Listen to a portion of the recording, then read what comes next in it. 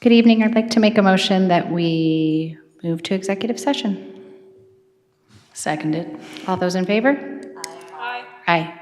We will be back.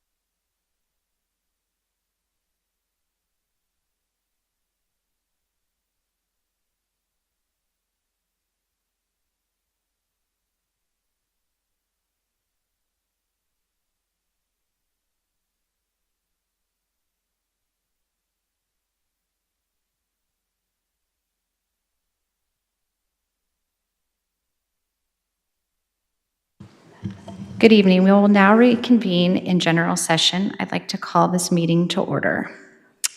Mrs. Richards, roll call. Yes, President Schultz, let the record show that all 5 board members are present this evening. Thank you. If you now join me in a moment of silence and Pledge of Allegiance.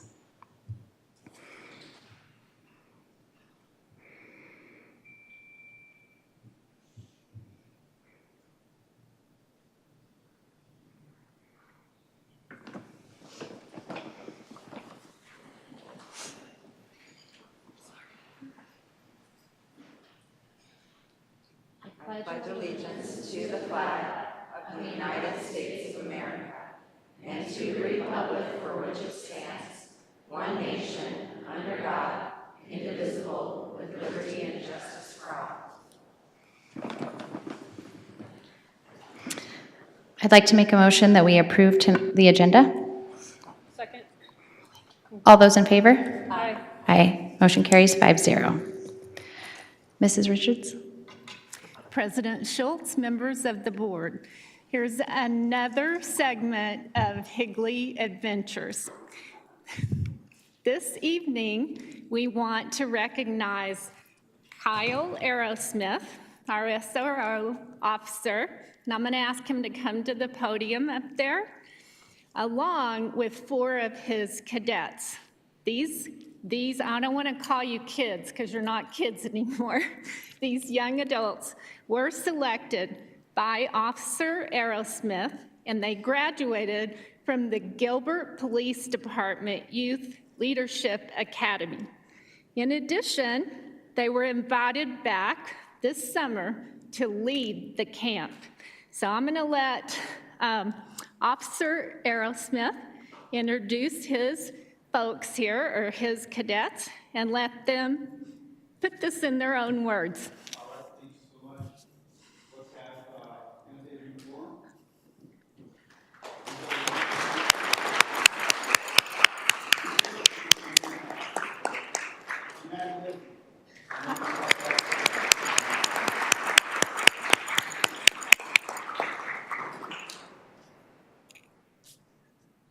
Okay, thank you, sir.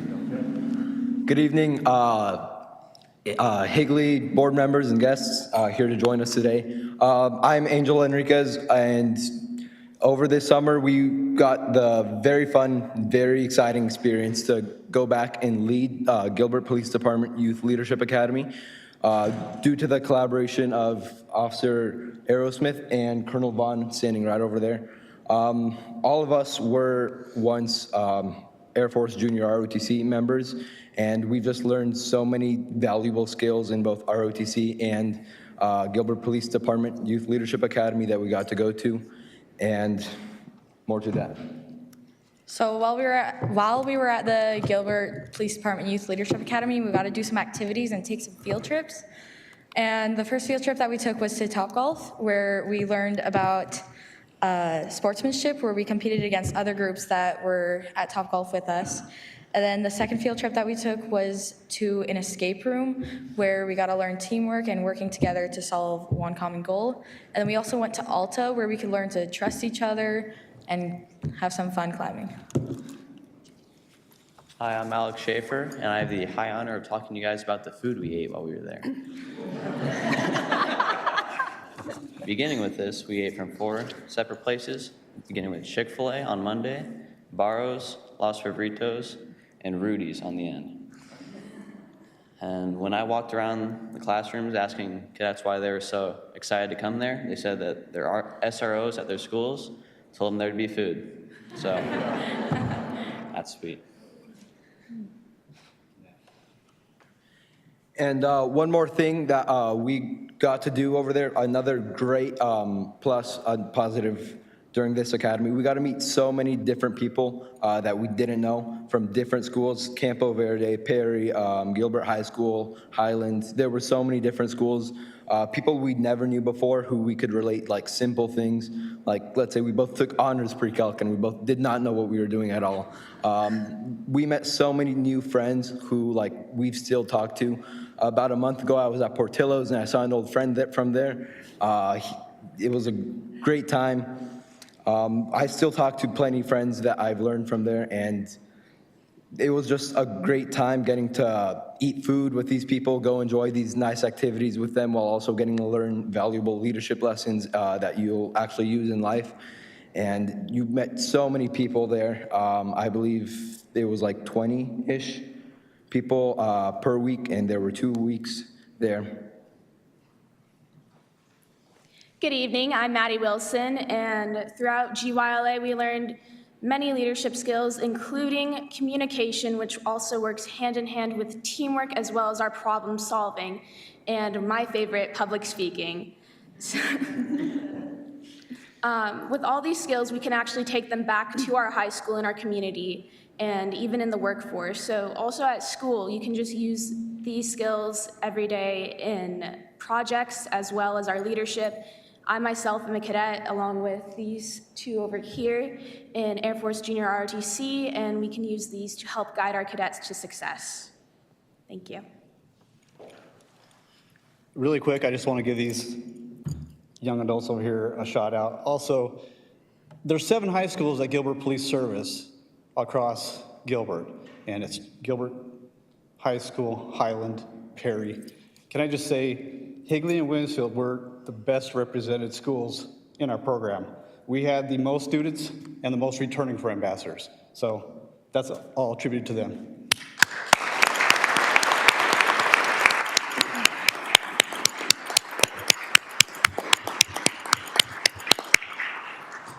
So Officer Aerosmith and Colonel Vaughn, you've done an outstanding job of helping these guys become amazing leaders, not just for the school district, but much more. You are Gilbert leaders, and we're very proud of you.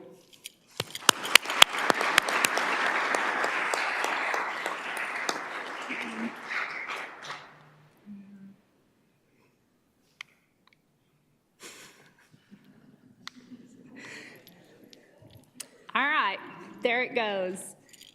This evening, we want to highlight Higley High School's Prince Millman. He is the National Junior Olympic All-American decathlete. This is an amazing, amazing accomplishment. This summer, he stood on the podium at the University of Oregon as he received his medal and his All-American status. He is the 5th best decathlete in the nation. As a decathlete, Prince competed in numerous events. Now that competition is complete, he's focused on academics, but believe me, he's already looking forward to beating some of those records. So we wanted to acknowledge this and give a shout out not only to him, but to Higley High School.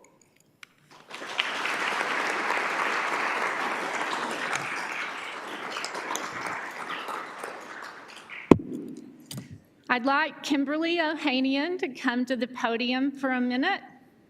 This evening, we want to thank our fantastic community education team. The leader of this team is Kim, and when we hired her several years ago, I said, you've got a big job. You know, coming in after COVID, that's not an easy thing to do.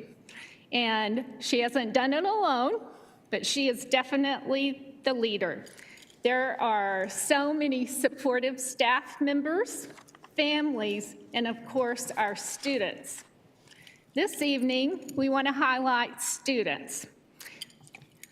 We have students that have a one-year celebration. These students are employees of our district. They align with our portrait of a graduate. We love providing opportunities for our students to obtain initial work experience. That's important because it went from applying for the job, interviewing for the job, and the expectations of being an employee within a safe and supportive environment. So Kim, I'd like for you to introduce your individuals that are here this evening. And if we'll wait and clap, she's going to make them stand up and don't sit down, and then we'll all clap, and then we can hear your names. Thank you, Mrs. Richards, President Sultan, members of the board. On this slide here, could Evelyn please stand? Julissa, she is not present today, but we do still want to recognize her. Berkeley, Everly, Rigdon, and Bella.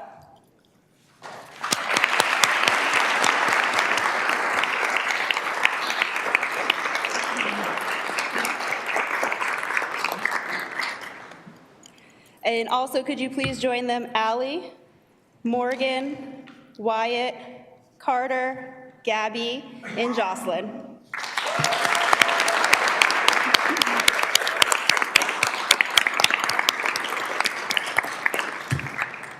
Our one-year celebration.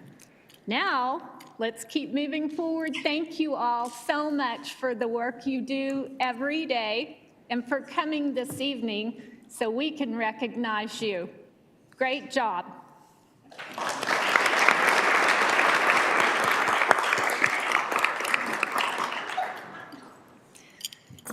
It's not limited to 1 year. We also have kids that, and they're not kids, and I've got to quit calling them that, I'm sorry, these young adults that advance from student workers. They are now serving as assistant team leads. So Ms. Ohanian, can you introduce these individuals? Giselle, Gianna, Michael, and Julissa.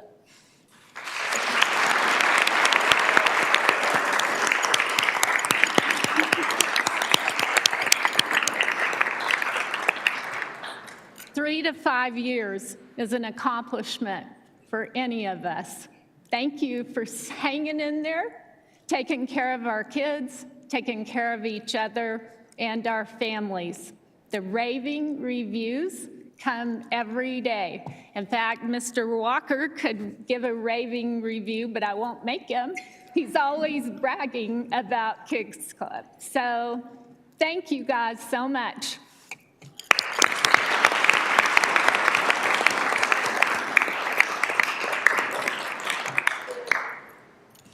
Next, we have Olivia Self. If you're in the audience, we're going to want you to stand up for a long time.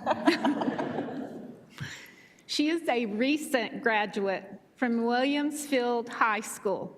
She started as a student worker and now is a paraprofessional at our Cooley Early Childhood Development Center. She is also the recipient of the First Things First Scholarship, with a goal to become an early childhood educator. Congratulations, Olivia.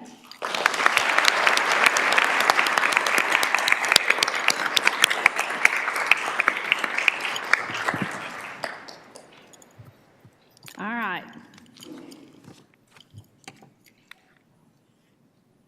Let the bragging continue. We want to recognize these three students. Congratulations to Cutter Renowden, William Robertson, and Jennifer White. These three individuals earned a perfect score on the ACT test. That's really incredible. Less than 0.5% of the students who take the ACT earn a perfect score. Well done for this outstanding accomplishment.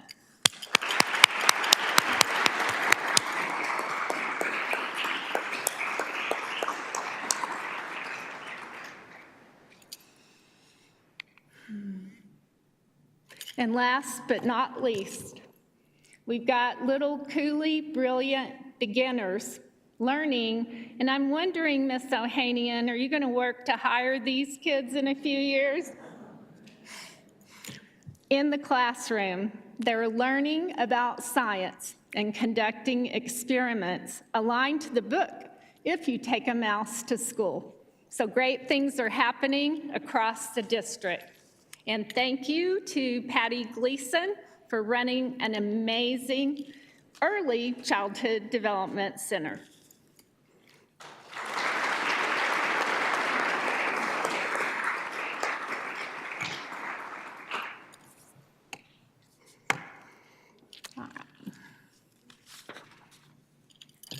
President Schultz, we have upcoming events. Tomorrow evening, here in the district office, we have the dangers of Snapchat. This is a repeat present. I'm going to wait and let them leave. Thank you guys for coming. Thank you for coming.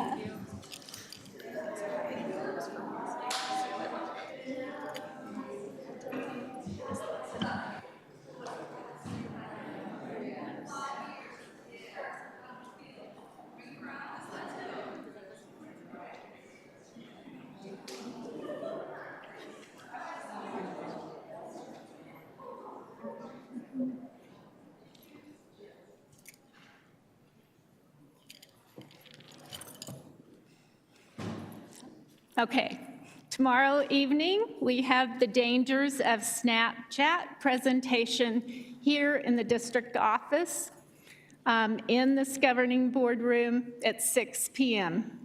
We held these sessions last year, got very positive reviews, and encouraged families to attend. Friday, September 1st, a week from this Friday, we have a school visit at Bridges Elementary, and they're geared up and ready to go. On September 4th, we will celebrate Labor Day, and there will not be school. So nobody cry right now, it'll be okay. And then on September 14th, we have our business partners breakfast here in the governing board room. Thank you, Mrs. Richards. That was my favorite Higley Adventures yet. That was a lot of amazing accomplishments and community leadership, so thank you very much.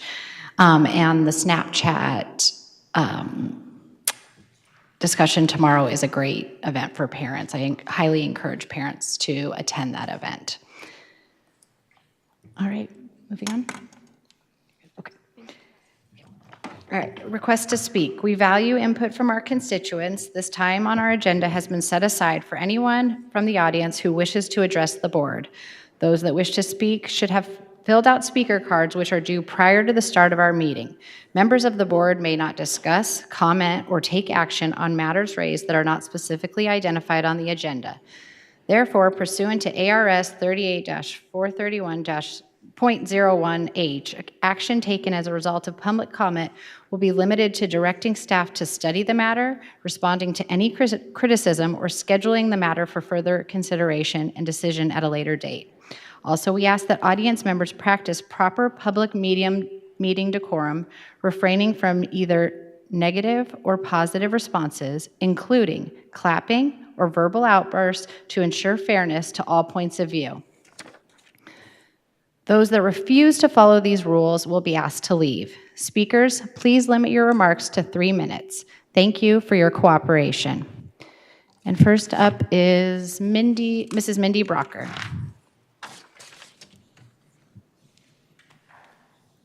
Thank you so much for the opportunity to speak today. There's just 2 quick things I wanted to talk about real quick. First, I love my public school. I wanted to call out a quick but heartfelt thank you to all of our teachers and admins who put in the extra effort on top of giving my children a top-notch education to do all the fun, enrichment, and extras. I have one kid who is jumping out of his skin, excited at the idea of an elementary drama club. One who is really too darn cool for school, but would murder me if he missed the opportunity to go to Washington, D.C. with his class. And another who is absolutely 100% all in at the idea of learning physics at Disneyland. So this is an amazing opportunity that my kids get because those teachers are going well above and beyond to make it happen. So thank you. Next, I did want to talk about the dress code update. Actually, I'm really impressed at the difference between the first and the second read-through. Whoever wrote it managed to capture what was important, prioritizing the minimization of classroom disruption, but also giving us parents freedom to parent. This last meeting, people went on and on about female attire. As a woman in my 40s, I've dealt with so many ridiculous rules that were aimed squarely at us, telling us over and over again that we're responsible for the thoughts and actions of men and boys. Wear a slip, wear pantyhose, don't let your shorts be too short, don't let your cleavage show, don't breastfeed your kids, be professional, be pretty, wear makeup, don't wear too much makeup, don't forget to smile, and on and on. We are always told to protect the eyes of our young men, and I was told over and over to protect the eyes of young men. And to be honest, I'm over it, absolutely. I'm parenting boys that are fully capable of respecting women. They can recognize that no matter what a woman is wearing, they have their own responsibility to be good and respectful young men and students. And to be frank, I won't even ask their opinion about what girls in their schools are wearing, because it doesn't matter. Their opinion does not matter. I have to be very clear with that. The opinion of boy students does not matter when it comes to what our girls wear to school. So, with this policy that's been crafted, I think you have found a really good middle ground, allowing me as a parent to take responsibility for my child's attire while still allowing the teachers the ability to minimize classroom disruption. So I ask that you approve it to let us all move past this craziness of worrying about midriffs and spaghetti straps. Thank you.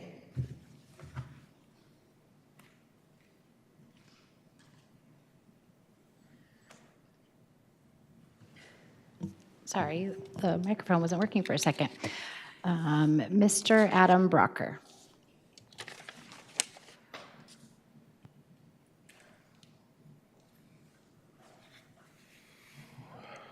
Good evening. So I'm a parent of 3 kids in our district, been here for about 10 years. I also want to applaud the current draft that we discussed of the dress code in the last meeting. I do greatly appreciate the willingness of the board to address and try to create a gender-neutral dress code. That's greatly appreciated. I just wanted to respond to some of the public commentary that we heard last time. What was stated previously, it was very clear that our young women would be bearing the brunt of any sort of restrictive dress code. As such, I do currently support the current dress code draft. I do believe it finds a good middle ground. I do want to speak to a couple of specific points, sort of previously mentioned. I don't think it's reasonable to put blame on our young women for the thoughts of our young men. This does not prepare our young men for the workplace to allow their performance to be excused and blamed on the attire of our young women. The second point I do want to stress, just as sort of a counterpoint, there was a lot of discussion about the professional attire of our young women, and not a single thing was really mentioned about the attire of our young men and boys. I can say, as the parent of a couple of teenage boys, that they're not really concerned about professional attire, more just how comfortable can I be. So I do think overall our kids would be better served by a professional development class, if that's something that we want to put forward, rather than the creation of a punitive dress code. So in general, I just want to say that I do appreciate the work that the board has done on this dress code issue, and that I do appreciate they're trying to seek a middle ground. One thing I do want to reframe is a data point that Mrs. Anderson put forward. Did put forward a number of different pieces of data, and I do really appreciate that. One point of information that I found interesting was that 3 of the top schools have a minimal dress code, and that's 3 of the best. So I just want to put stress on that to say that we should focus more on finding a better, more inclusive dress code. Thank you. Thank you. Mrs. Jessica D'Ambrosio.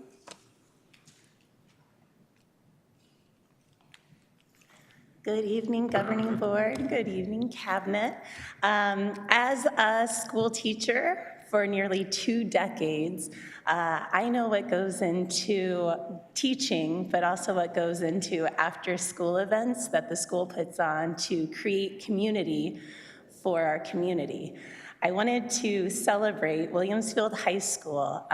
They had an event on Friday, August 11th, and it was for the teams to be known. So the dance team, the cheer team, the football team, the band. It was the most extraordinary night as a new high school football mom to walk into an event where all the football players are lined up applauding the parents.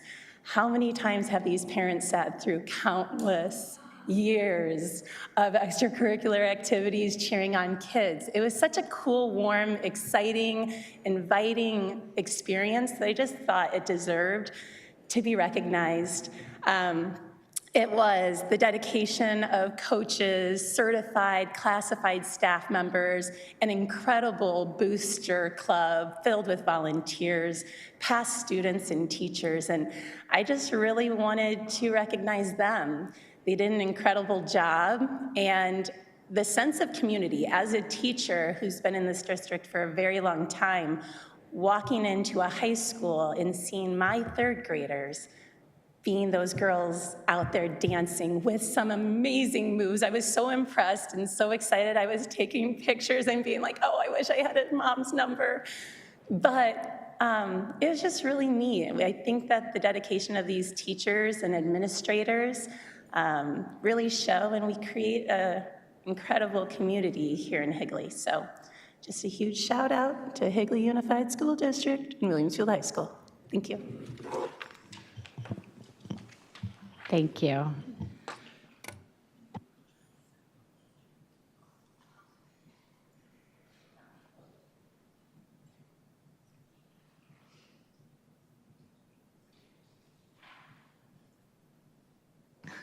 Moving on to consent agenda items 6.1 through 6.10. I make a motion to approve the consent agenda items. Second. All those in favor? Aye. Motion carries 5-0. At this time, Mrs. Johnson, we'd like to introduce someone. Yes, President Schultz, members of the board, I would like Ms. Mary Davis to stand up. She is our new Director of Professional Development. She comes to us from Washington, D.C. with many years of experience, and we are thrilled to have her here at Higley. Welcome, Mrs. Davis.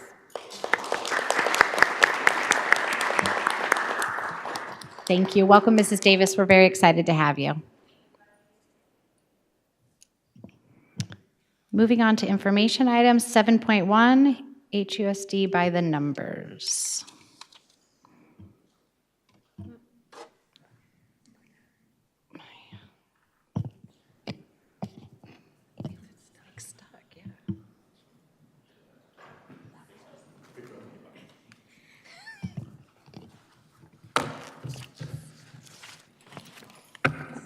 Good evening, President Schultz, members of the board, members of the community.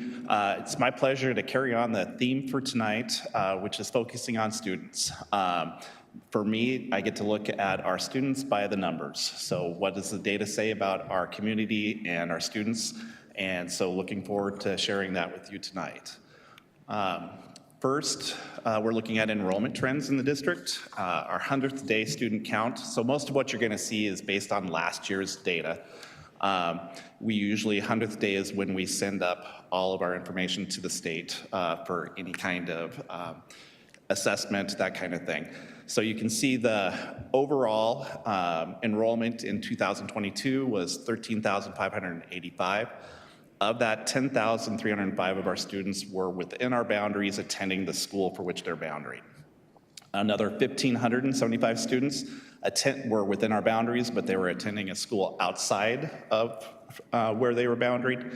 And then we had 1,705 students attending our schools from outside of our boundaries.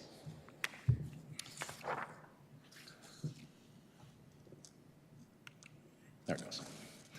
Student demographics, 62% of our students are white, but that means about 38% of our students are non-white. Translating that into the classroom, when you walk into one of our classes, 4 in 10 of our kids are non-white students, and I think that's important for our teachers and our staff to really understand. Student programs and needs. These are 4 different programs that we as a district support. Students identified for these programs usually have unique needs or require additional support from teachers, site, and district. Instead of giving you percentages, I thought it was important to give you the actual numbers of those students to really clarify how many kids that is in each of those programs. So you have special education, our English learners, GATE is our gifted and talented program, and then our free and reduced lunch students.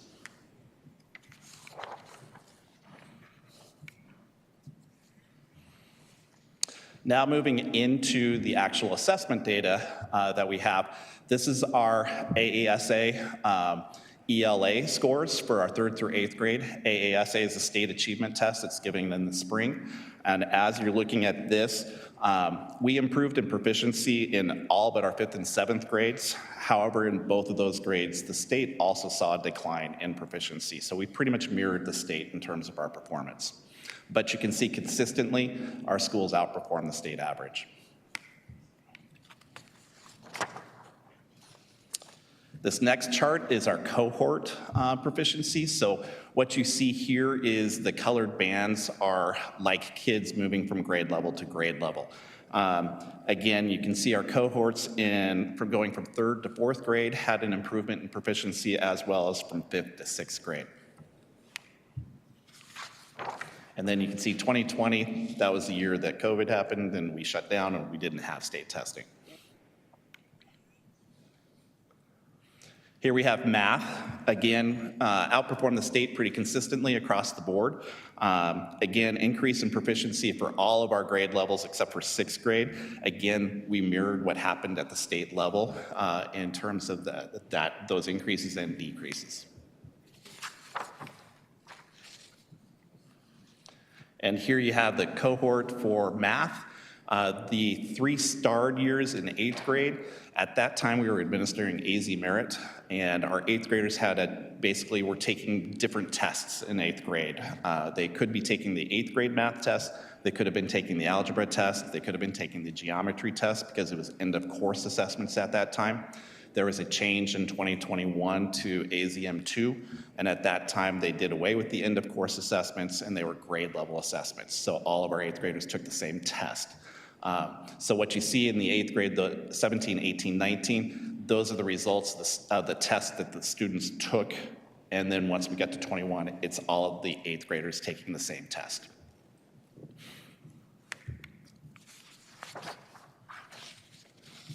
ACT Aspire is given to all of our 9th graders. This test will be used for the first time this spring or for next year for A through F to measure growth as 9th graders to 11th graders. How well they did in ACT Aspire last year, so 22 to this year as 11th graders with ACT. That'll be a component of the A through F scores for next year when I come in front of you with that. What the readiness percentage in ACT Aspire says is this is the likelihood that a child would be at the benchmark level on the ACT when they take the ACT as 11th graders. So basically what you're seeing here is that 62% of our kids are predicted to be at benchmark, and I'll show you what those scores are on the next slide. But these are good numbers looking forward to these kids as 11th graders. Here you have our ACT average scores for cohort 2024. A cohort is all students that entered our high schools as 9th graders at the same time. Due to credits, you may have some students that are classified as a junior that may not have come in as a 9th grader with all of the other juniors. So when we test for state testing purposes, they identify only the cohort is the one that's taking that test at that time. So this group is our cohort 2024. Probably 99% of these kids are truly 11th graders. There's probably a very small percentage that aren't. The number that you see, that is the average score on each of the subtests with the ACT. The dotted line, those are the subject areas that there's a benchmark score for. So in math, the benchmark score is a 22, and what that represents is that those students that score there have approximately a 50% chance of earning a B or better, or a 75% chance of earning a C or better on the corresponding college course their freshman year in college. So we're very close in most of those subject areas, including English, where we're above that benchmark level. Truly a testament to our students and our staff. And as we saw, we had 3 kids that got perfect scores this year, so that's pretty impressive. The state for A through F takes the ACT scores and reclassifies them into our proficiency levels, similar to what you see in AASA. To come up with this, they looked at what the state identifies as college and career ready.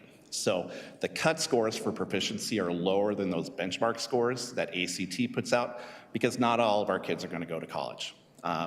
And the idea is, are they career ready as well as college ready? These are internal scores.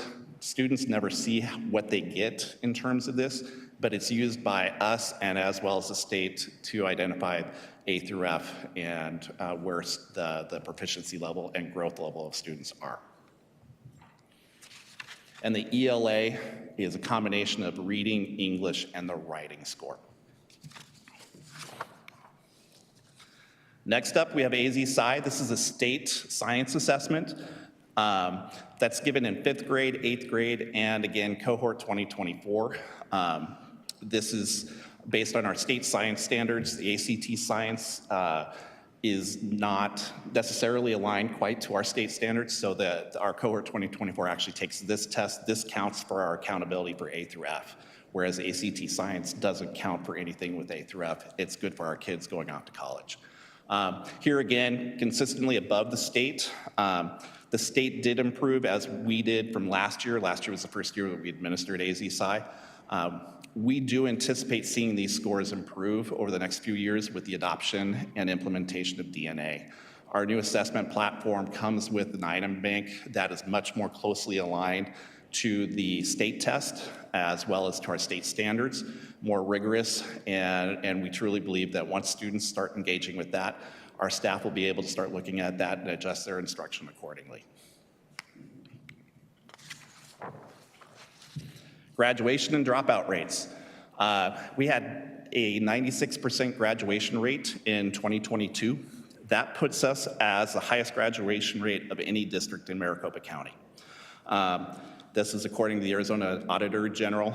Only 3 other districts, Hayden, Winkleman, Duncan, and Thatcher, had higher rates, and all of those were considered to be small and medium-sized districts, whereas we are considered to be a large district. So this is an impressive feat by both of our high schools with that graduation rate. We get full points on A through F for sitting at 90%. So maintaining a 96, huge. Dropout rate, what that is looking at is students are identified as dropout. They began at one of our schools, left one of our schools, and we don't know where they went. So a 1% dropout rate is huge. And again, testament to the front office at our high schools for tracking down kids that leave and identifying where they've gone. And that then goes into our student information system, gets sent up to the state that allows them to track those students and identify the dropout rate. CTE, so here we're looking at as well as our portrait of a graduate and that college and career readiness. So looking at our career and technical education program, last year we had 465 industry credentials earned by our students in CTE. There were 2,557 seats in CTE courses that were filled by students. I say seats because we could have a child that might take 3 or 4 CTE courses. They're filling 3 or 4 of those seats. And then most of those kids take a skills assessment at the end of the year. We had a 90.5% passing rate as a district on those skills assessment. Our advanced placement program, as a district last year, we offered 28 different advanced placement courses. We had 1,466 seats filled by students in those courses, and of the kids that took the AP test, we had a 73% passing rate of students earning a 3 or better. Generally, a 3 or better is going to get you college credit, depending on the college and depending on what they're looking for. Just for comparison, the Morrison Institute and Helios and ASU Decision Center did a study in 2018-19 looking at AP participation in the state compared to the nation. In the US in 18-19, the percentage receiving a 3 or better was at 59.6. For Arizona, it was at 59.4. So it's the most recent data I could come up with as a comparison, but just looking at that, our passing rate is far superior to what you're seeing in the rest of the state. And then last, I want to show our foreign language information. We had 60 seals of biliteracy that were earned by seniors last year. That's based on performance on the stamp and enrollment in our world languages programs. That improved from 23 last year. We also just got information as to the total number of seals of biliteracy that were issued to the state.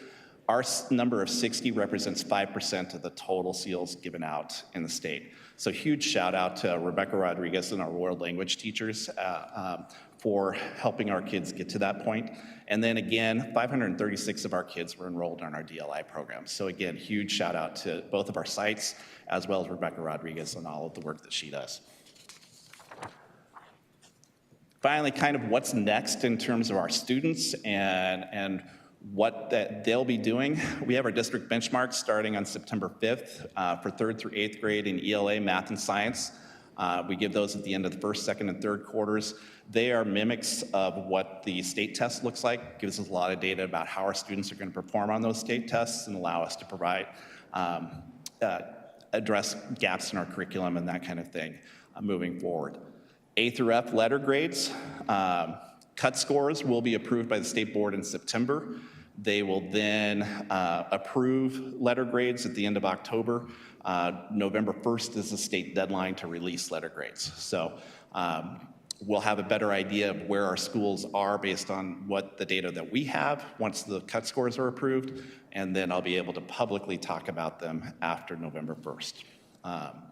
Move on when reading. Just wanted to throw that out there that we are currently assessing all of our K-3 students in literacy and dyslexia in using a state-approved test. This is mandated by state law for us to do this. It's administered at the beginning, middle, and end of the year. So we've already got data coming in on where our kindergarten, first, second, and third graders are. That information then gets we let parents know those kids that are at risk right now and the things that we're doing to address some of those deficiencies. And then finally, just to put it on the radar, state testing starts at the end of January with the Zella reassessment for our ELs, English learners, and that's the proficiency test for them. And then starting the end of March, beginning of April, we're straight into state testing. So, questions? Mr. Berkshire, these numbers are amazing. They're so good. They are. And it's a testament to our teachers and our students, and just hearing Miss D'Ambrosio's excitement that she had for her students. I'm sure that all these teachers are just as great as she is and cheering their students on during these testings. So I'm super excited to see these numbers. Questions, comments from the board? Yes, President Schultz. I love seeing the high rate of graduation, but I do have a question as far as our math and reading. Yes, we're comparing to state, and our numbers are higher, but at 60%, that if that equates to a grade, that's still a D. So how is our graduation rate so high when we're only at 60% in those is is everything kind of watered down to push these kids through to increase our graduation rates? Or the numbers don't match up the graduation rates is pretty much what I'm saying. So at 60%, yes, great, we're doing great above state average, but at 60%, it's still considered a D. The state test is a very rigorous test. I think any teacher that has participated in the state item writing process and the review process, those items that kids are engaged in are extremely rigorous. So obviously, when you look at some of the metrics that some of the organizations in Arizona have put out, the goal is that our third graders are sitting at probably an 80% passing rate, and that has been a long-term goal. But it is very hard to equate a standardized test that a child takes one time a year to a collection of evidence that goes into a student's grade. There are a lot of factors that could impact, besides the rigor of the test, that student performance on that one day that they take that test. They could have had a cold and been sniffling the entire time, headache, and just weren't able to engage in the test like we know they could. They could have had gotten off the bus that morning, tripped and fell, lots of different things that could have happened to impact their score on that test. So what the state test results really do is they give us a snapshot of where our kids are. They allow us at the district level to look at trends and identify maybe we have some gaps in our curriculum and in our instruction that we can address. And those are things that I've been in conversation with Mr. Lautzenheiser, Ms. Lindsay, as well as Ms. Davis and the instructional coach team about at the district level. We also meet with all of our principals to talk about their site level data. Lots of different points come into that. So it's hard to say that a grade represents what a student gets on that test. So Mr. Berkshire, when you come back and you share the official letter grade information, at that time, will you be able to show us how we compare to our surrounding districts? So in terms of our ASA, our state test performance, that data hasn't been released publicly. It should be released prior to letter grades coming out.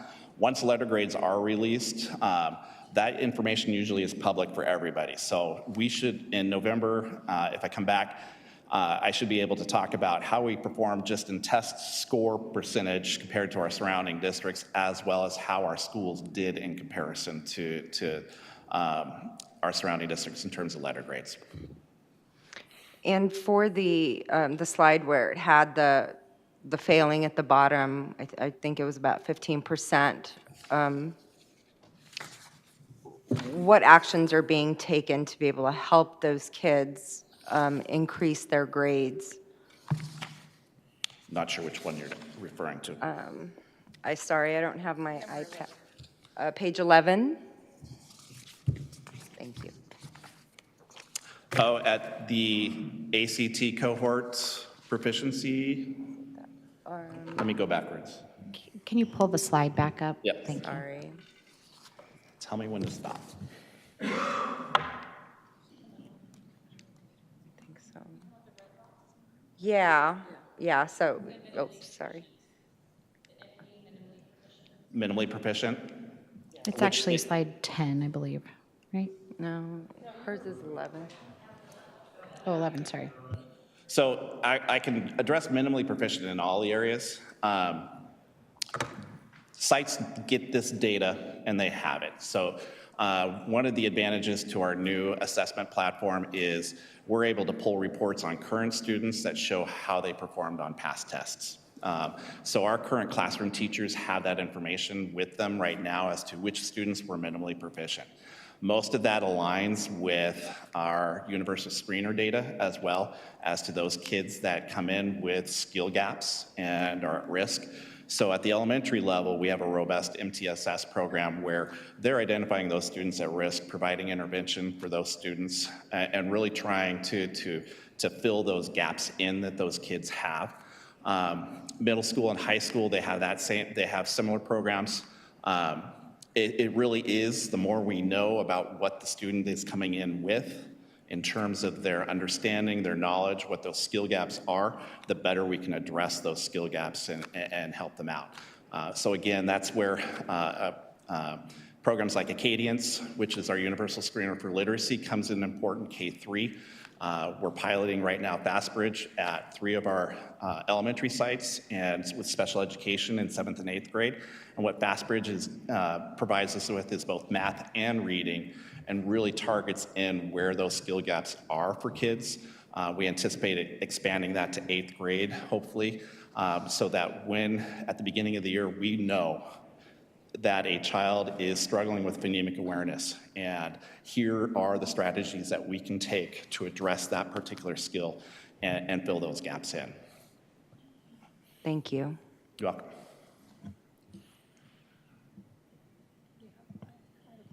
Yes.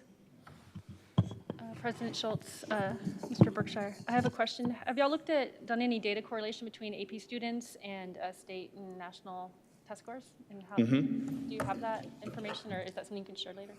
Say that correlation between AP scores and? Like state and national scores, like to see if there's a correlation between those as far as how they perform? So the best I was able to provide was that information there. The College Board has an interesting system set up that we got access to the AP scores, but then our access expired. And with the change in superintendent's the only one that can grant us access to that information. So we're still working on getting that information. So I'll be happy once Ms. Richards gets the document that she has to sign that gives me my access back to be able to provide you with that information. It's very frustrating on our end. I think he just called you out, Mrs. Richards. Any other questions? No, thank you very much. These numbers look great. And as you mentioned, they are just a snapshot. Even though as someone who's not a fan of state testing, it's still great to see these numbers. Thank you very much. Oh, Mrs. Wade, sorry, one more comment. I also just wanted to say thank you for your explanation as to the pressures often on standardized tests. I think any teacher who has experienced the difference between a regular test day that you give weekly if you're AP, usually those types of things, the kids feel the weight of it. The structure, the procedures, everything, there is a weight of stress. So already you have your high anxiety kids that don't test well to begin with. And in this environment, it's often harder to get them to understand that it's just the same as any other test and all of these things. And I think it's important for us to keep that in mind, that when we look at these tests and why there's such a big difference is because the nature of standardized tests, and all of us in education who are not profiting off of these tests recognize that these tests are not a measure of intelligence or capabilities, which is why our graduation rate tends to be what it is in comparison with these numbers. So thank you. Thank you. Thank you very much. Moving on to 7.2, safety and security update. Mr. Walker. Nope.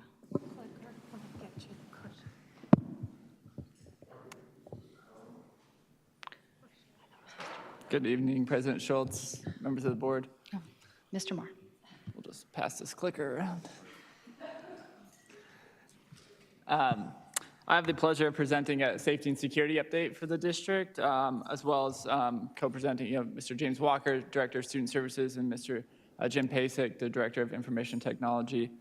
We have a pretty, I guess, inclusive team that constantly has this conversation regards to safety and security with what we're doing throughout our district, taking in feedback from our principals. This is a topic that is on top of our minds and top of our budget conversations as well. So a little bit history, maybe.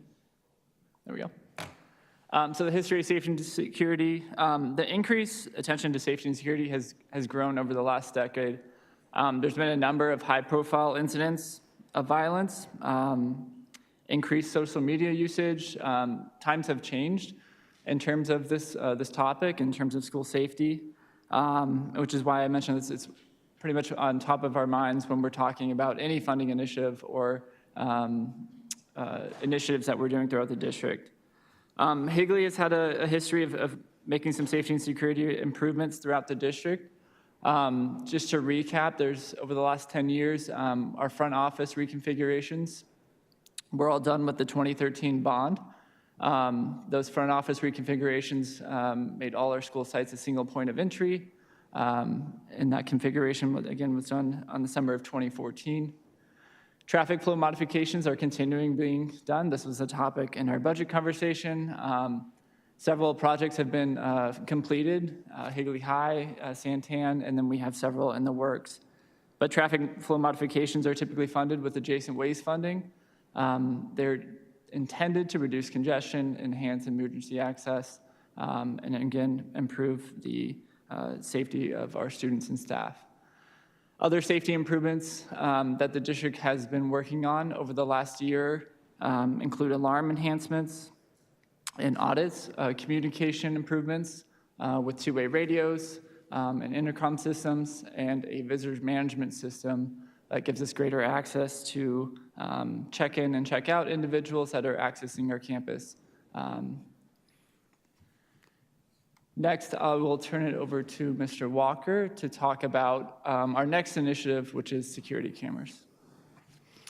Members of the board, tonight, in regards to our safety and security update, security cameras are a critical piece for surveillance in the school district, for first and foremost for building security.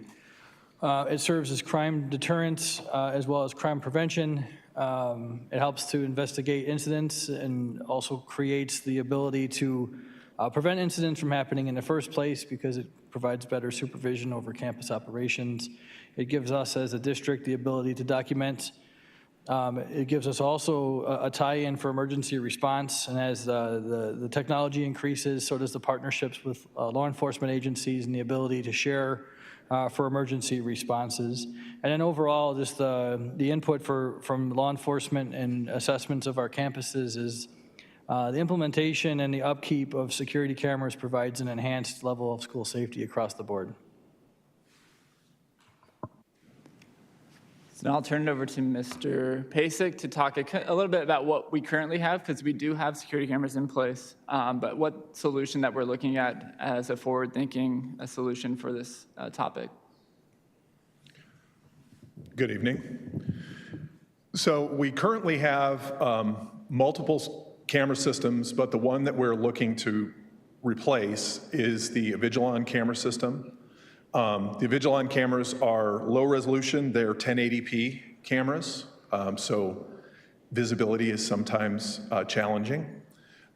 They require network video recorders, so every site has an NVR, a recorder, as well as a server, and they are really at the end of their useful life. One of the expenses that we're being asked, should we decide that we wanted to keep the Avigilon cameras, is all of the servers and all of the NVRs need to be updated and upgraded. That's how old they are. The approximate cost, and admittedly there's some adjustments that we could make by making certain campuses more robust and certain campuses less robust with regard to, say, recording times, some of those things. But generally speaking, if we went with what I would call the Goldilocks solution, the middle-of-the-road solution, to upgrade all of the Avigilon equipment to the new servers and the new NVRs would cost us approximately $660,000. And we would put all of that money into the system and we would not purchase a single new camera. So we are suggesting that we go with an enterprise-level solution through the Verkada Corporation. Verkada has 4K cameras, so there's a certain level of future-proof there. Those cameras are 4 times the resolution of the existing cameras. The Verkada cameras are all cloud-based, so the images are captured on the camera itself. The data is encrypted on the camera, the data is encrypted in the cloud, and the data is encrypted in transit from the camera to the cloud. Each camera can hold 30 days of storage, and we have an unlimited amount of storage in the cloud. So if we determine that we need to save footage for an investigation or for any purpose, we can save it in the cloud. The cameras, the hardware has a 10-year warranty. So should a camera fail or should a camera be damaged or fill in the blank, for the next 10 years, those get replaced. We also get 10 years of software upgrades and improvements.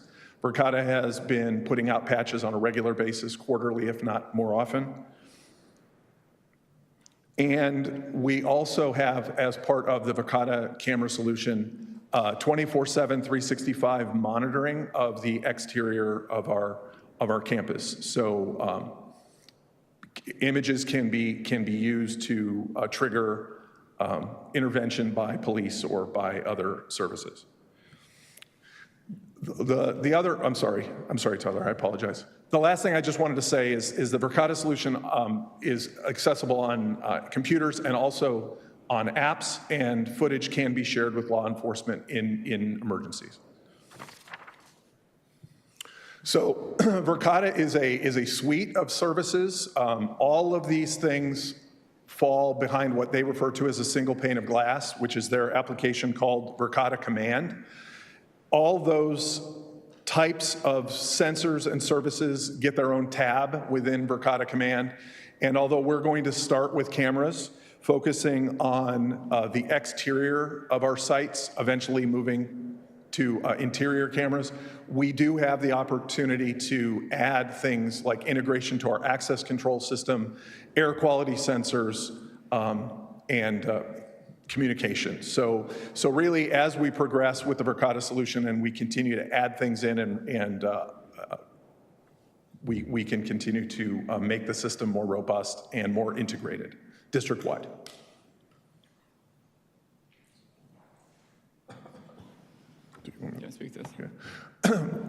Verkada is in wide use in a variety of sites and organizations. I did reach out to 3 different school districts who responded in varying ways to my request for a reference. But generally speaking, the experience that they're having with their installation mirrors what we would expect based on our assessment of the product. People are quite pleased with it, and I would assume that Higley will be as well. So this is what we're deeming phase 1 of our security camera plan and cost. After, again, like I've alluded to, we've made a lot of improvements across our district. This is really, I think, the next point of emphasis with working with Mr. Walker and Gilbert Police that Higley needs to address. And so the total phase 1 kind of plan and cost as presented in a later board agenda item, it's 156 total cameras, and that includes software. That's, again, a 10-year warranty that also allows for software upgrades. The primary focus of this first phase is the external cameras at our sites. This does cover all school sites, so we're not emphasizing one set of schools. All school sites would be in this first focus, but with the emphasis on the external entrances of our campuses, points of entry, et cetera. Phase 2 would then be to look at internal cameras, and then look at points of entry, points of interest where we feel there's high incidence and areas where are deemed security risks. The total cost of this phase 1 is $529,000. And again, we've mentioned this in the budget conversation. There is a one-time state aid supplement that the governor allocated for fiscal year 24, that $300 million statewide. I mentioned in the budget presentation that the district is focusing on using that for capital needs. This is a perfect use for that one-time money to invest in our safety and security throughout our campuses. And that concludes our presentation. So if there's any questions, I'd be happy to answer. President Schultz? Mr. Moore, did we get any other quotes or just one? Mr. Pasek can speak to that. We investigated staying with the Vigilon equipment, and we also looked at Meraki equipment. And based on the assessment with the team, we recommended that we move forward with Verkada. Okay. And can the footage be FOIA'd at all? In case, let's say, there's an incident, can the community request a copy of that recording? I am not a lawyer, so I'm not comfortable answering that question. I'm not certain. James. Members of the board, I'm not a lawyer either, but I can take a little stab at it. There are some protections through FERPA based on what's captured. So there are limitations, but at times it could be requested depending on what the request is in regards to. Okay, thank you. Ms. Sanderson? In an update or in our superintendent report, can we receive visual comparison of what it looks like now as far as your quality of imaging compared to either what you're expecting or once you get things installed, the difference, the true upgrade and what we're going to receive? Sure, we'd be able to provide that. Okay, thank you. President Schultz, do we, I think we don't quite know where internally these cameras will go, correct? I know you said eventually we'll start from the outside and then work its way inside the schools. Do we have an idea as to, like, as far as like near locker rooms and bathrooms?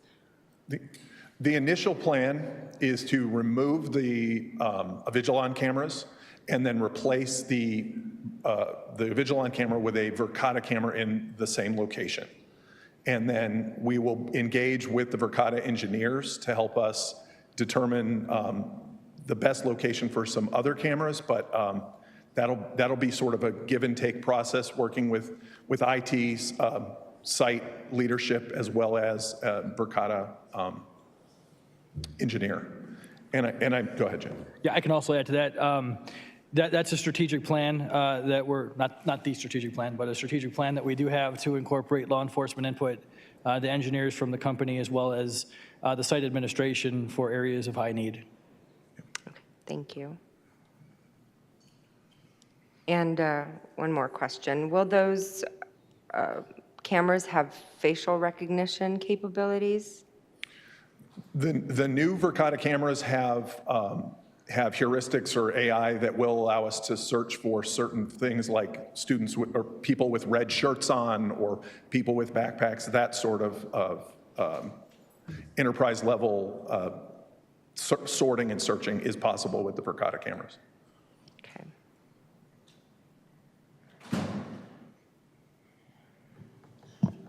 Any other questions, comments? One more, sorry. And will this information be shared with the third-party company at all, or will it be on our cloud? It's our data. It'll be encrypted in all 3 locations on the camera, in transit, and in the cloud, and it's our data. It's not a third-party data. Thank you. Anything else? Thank you very much. It's a very important topic. And update. Moving on to action item 8.1, I move that we approve policy GBEBB, staff conduct with students, second read. Second. Questions, comments, concerns? This is a tweak that we had from before, so I don't think there's anything else. I do have a quick question. Let's see. At the end where it says use of physical force against students, I did recently see an article, it's an old article, where I think 7-year-old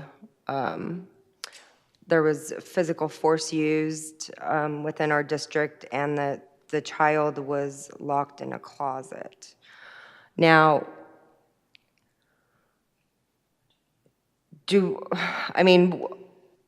I'm just concerned as far as like use of physical force, because when I read this article, like, to be honest, like as a parent, it was very concerning to me that much force was used against a 7-year-old. But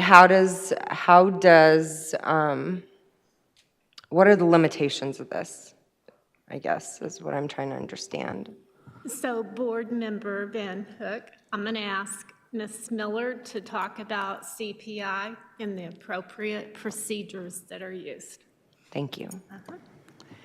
In our district, we currently have 3 individuals that are certified crisis prevention intervention trainers, and their role is to train identified staff in the use of what we call CPI through the Crisis Prevention Intervention Institute. The majority of that training is de-escalation techniques that do not include any type of physical contact. But in the event that we have a student that is a danger to self or others, that we have to intervene, staff that intervene are trained in the use of the CPI techniques so that they're done in a manner to keep the staff as well as the student safe, but it's only used as a last resort. And is the parent notified at every single time? They're notified in writing, and they're also given a copy of the incident once the investigation is done. Okay. Thank you. All those in favor?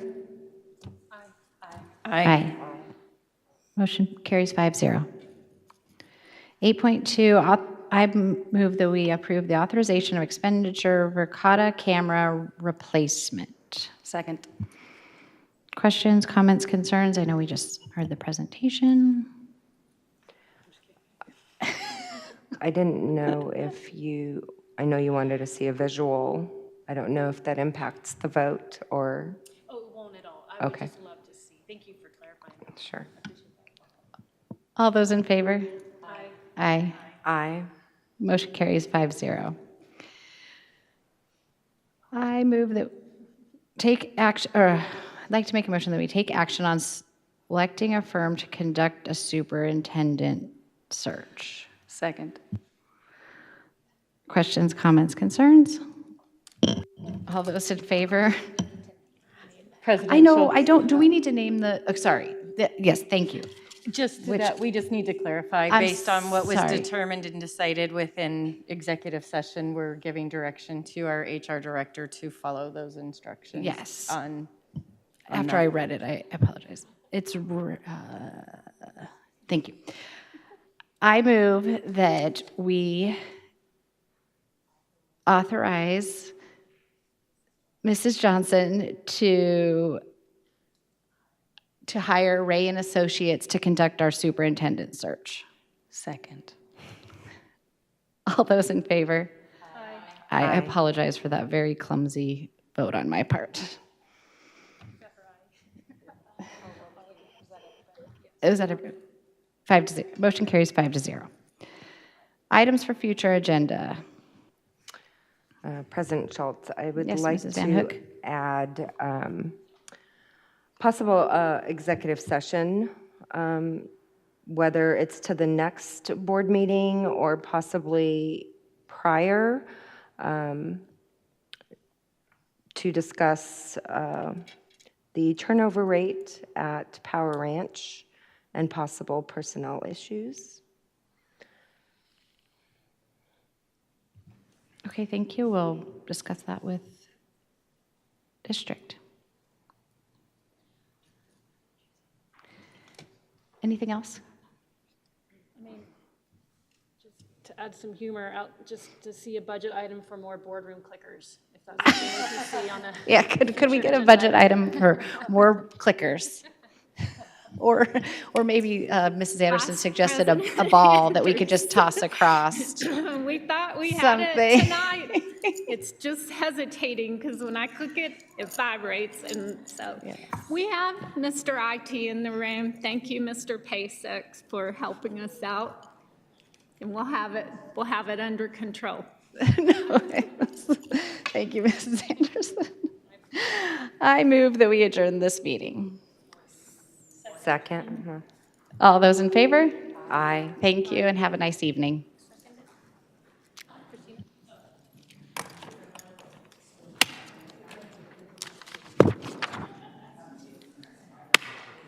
It, like when you click it, it goes, woo, and then it transitions, but we need more than one. Like even if we had one for this side, one for that side, and one right there, we would be good. And I know you said you can't switch